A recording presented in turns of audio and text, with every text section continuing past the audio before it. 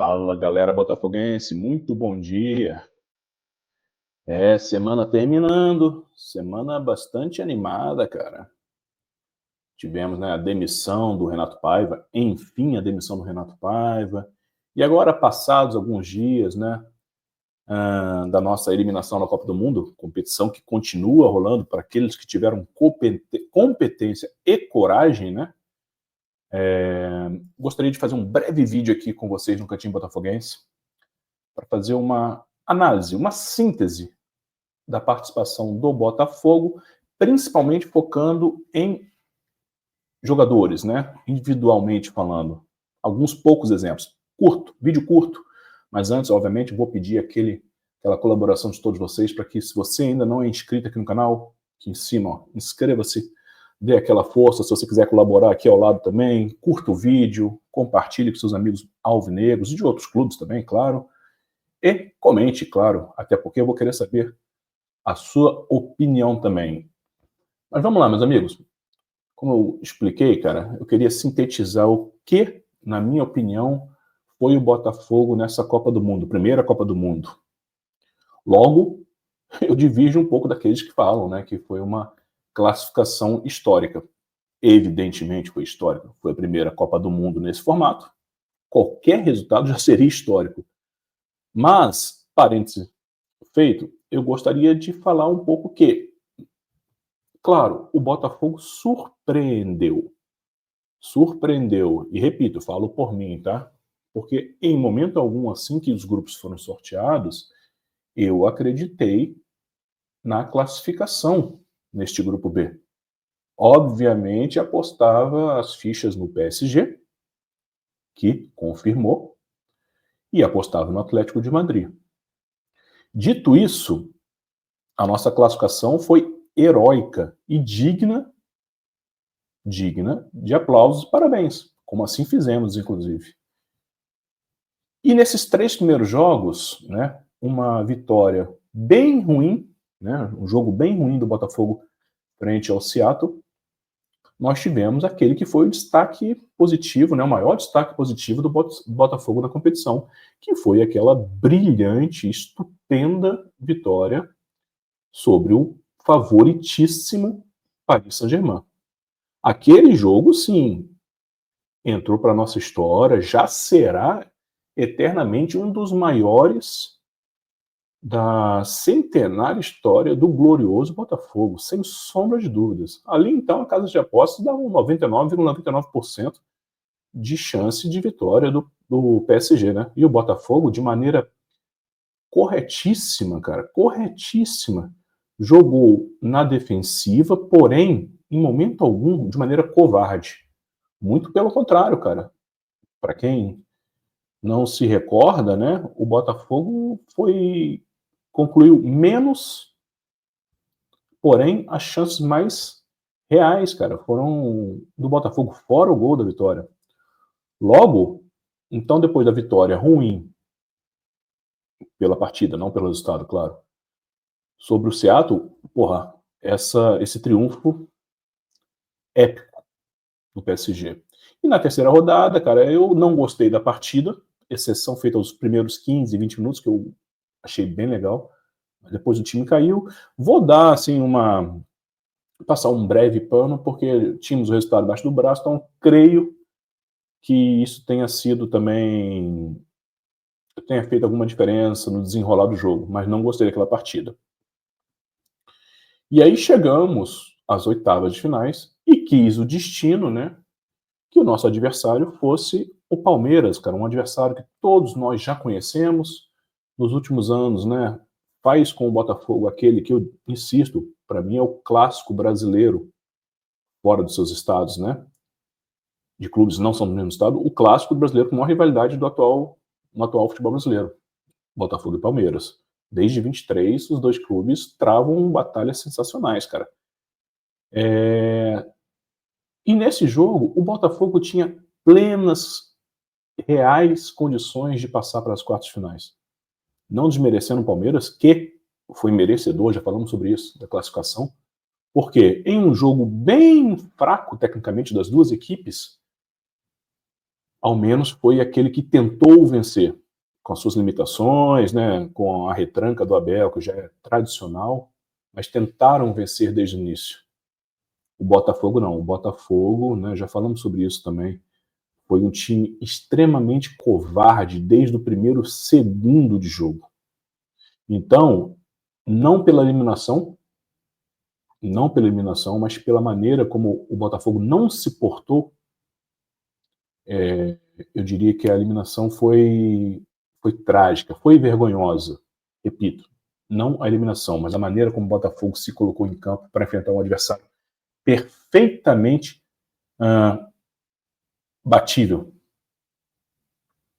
Dito isso, análise então do Botafogo como um todo, classificação até as oitavas, eu diria que pela vitória sobre o PSG, por ter surpreendido na fase de grupos, né, a mim, eu daria nota 10.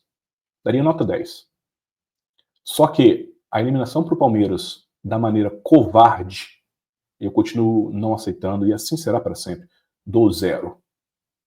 Matemática básica, 10 mais 0, dividido por 2, né, 2 fases, eu daria uma média, participação do Botafogo nessa Copa do Mundo, média nota 5.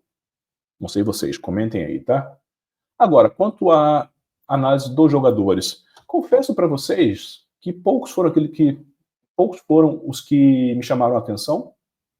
Achei uma campanha bem insossa da imensa maioria, mas gostaria aqui, sim, de fazer alguns breves relatos. Destaque absoluto do Botafogo nessa campanha para mim, questão de regularidade, todos os jogos. O John, que já chegou grande, para mim sai maior. O Barbosa, mesmo com aqueles rompantes alucinados, cara, é um cara realmente que, se tivesse alguns outros clubes, se estivesse, né, em algum outro clube aqui do Brasil, cara, já seria chamado de xerifon, sabe? Então, Barbosa, eu acho que fez também uma boa campanha, sempre que jogou. E, obviamente, gostei muito do Igor na despedida, exceção feita ao jogo contra o Palmeiras, onde ninguém jogou. Mas até então o Igor levou nas costas. Então, destaques absolutos: John, Barbosa e Igor Jesus. Menção mais do que honrosa, surpresa, cara. Montoro. O que esse moleque entrou, a primeira participação dele oficial com a camisa do Botafogo foi nos minutos finais contra o PSG. E o moleque entrou sem sentir, deu carrinho, marcou, tentou ficar com a bola. Jogo seguinte, diante do Atlético de Madrid, não sentiu, colocou intensidade pelo lado esquerdo. O mesmo ele fez quando entrou naquela zona, já estava o Botafogo diante do Palmeiras. Então, assim, além dos 3 citados, eu destacaria também o Montoro, que eu acho que está pedindo passagem. Já. Não tem essa de esperar, não. 18 anos, o cara já era titular do Vélez em Libertadores. O cara já tem costas suficiente para segurar a bronca. Agora, destaque negativo. Absoluto, cara. Absoluto, eu acho que a imensa torcida botafoguense há de concordar comigo. Savarino foi a grande decepção do Botafogo nessa Copa do Mundo. Um jogador que estava visivelmente sem interesse, desmotivado, independente aí se é questão do Renato Paiva ou está jogando em uma posição que não é de sua preferência, mas, além de tudo, errava tudo no que diz respeito à parte técnica, intensidade zero. O Savarino, como eu falei com vocês, a partida dele contra o Palmeiras, eu falei na live pós-jogo, né, que foi uma das 3 piores partidas de um jogador com a camisa do Botafogo que eu vi na minha vida. Então, destaque negativo do Botafogo, Savarino, venezuelano, que eu adoro, cara, adoro, sou muito fã dele. E um outro cara que realmente não gostei da participação, esperava mais, o Arthur. Arthur também eu senti um cara muito burocrático, cara. Em momento algum chamou para si alguma responsabilidade, faz só aquele feijãozinho com arroz, pega aqui, cisca, toca, em nenhum momento vai para a linha de fundo, em nenhum momento assusta. Então eu ficaria com esses dois. Os demais, meus amigos, mais do mesmo. Mais do mesmo. Talvez com duas observações em relação aos jogadores que não foram mais do mesmo. Teve momentos que chamaram a minha atenção, mas não ao ponto de se destacar. Vitinho, principalmente no que diz respeito à parte defensiva, cada vez mais eu acho que ele é um cara bastante honesto para porque compete a parte de defesa, de marcação. Entretanto, no ataque é uma quase nulidade. E acreditem, cara, o Newton que nas vezes em que entrou, acho que fez um papel bastante aceitável, mas deixo claro, tá? É um jogador limitadíssimo que jamais deveria vestir a camisa do Botafogo. Fraquíssimo, mas assim, cara, que a gente é justo, né? Nos momentos em que precisou dele, fez o feijão com arroz, que dele se esperava. Afinal de contas, ninguém espera muita coisa de Newton. Então, destaques positivos, negativos, né? O sem sal que eu falei agora, né? Eu também gostaria de citar ponto de atenção, cara, que, ou seja, jogadores que a gente não conhecia, atuaram poucos minutos, mas deixaram aquela pulguinha atrás da orelha, aquela sensação de, pô, quero ver mais um pouquinho, para ver qual é. Correia, principalmente pelo último jogo, naquela entrada lá contra o Seattle foi um desastre, é um cara que está visivelmente ainda sem ritmo de jogo. Durante mesmo o Palmeiras, no início, em que ele entrou mais ali ofensivamente, eu até brinquei com muitos amigos, falei, cara, é o primeiro argentino sem sangue que eu vejo. Mas, depois, naquele desespero de ter que correr atrás, quando ele foi recuado para armar um pouquinho, foi dos pés dele que ainda saíram uma ou outra jogada diferente. Eu acho que vale a pena observar o Correia. Realmente eu não o conhecia, não sei a real posição dele. Já ouvi falar que é atacante pelos lados. Eu gostei dele daquela função ali centralizado, cara. Não sei vocês. E a outra, cara, que foram apenas poucos minutos, mas gostei muito do pouco que vi, quero ver mais, que é o nosso querido Caio Pantaleão, na zaga. Para mim, o pouco que ele já jogou já foi suficiente para barrar o Jair, caso este não seja realmente vendido, cara.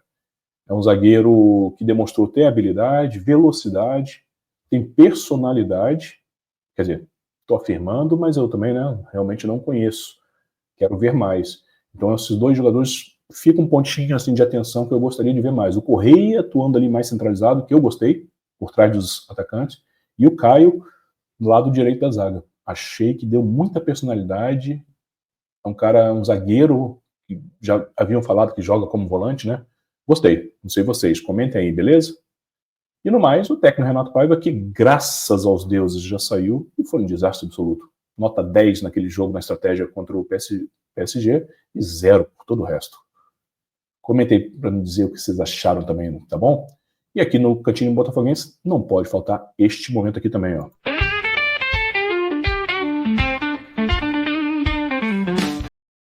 A dica musical, obviamente, de hoje tem uma relação com o assunto tratado. Fica a banda aí, a banda californiana de hardcore, All Repute.